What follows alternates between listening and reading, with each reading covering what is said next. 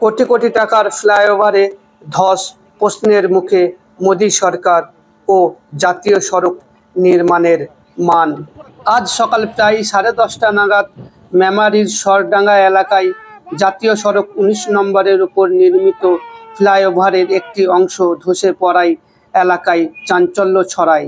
সৌভাগ্যবশত এখনো পর্যন্ত কোনো হতাহতের খবর পাওয়া যায়নি। তবে কোটি কোটি টাকার ব্যয়ে নির্মিত এই গুরুত্বপূর্ণ সড়কের অবকাঠামো এত দ্রুত ভেঙে পড়ায় ক্ষোভ বাড়ছে সাধারণ মানুষের মধ্যে। নির্মাণের গুণমান, তদারকি ও দায়িত্ব নিয়ে প্রশ্ন উঠছে। ঘটনার পূর্ণাঙ্গ তদন্ত ও দোষীদের জবাবদিহির দাবি উঠছে বিভিন্ন মহল থেকে। অনেকে আবার প্রশ্ন তুলছেন, এটাই কি মোদির উন্নয়ন? এতেও কি কাটমানি খেয়েছে নাকি? অন্ধভক্তরা এখন চুপ কেন?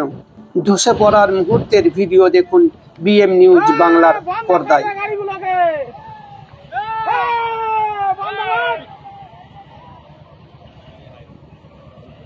রোড কি রোড হলো? ভিডিও দেখুন দাদা, এটা কি রোড হলো?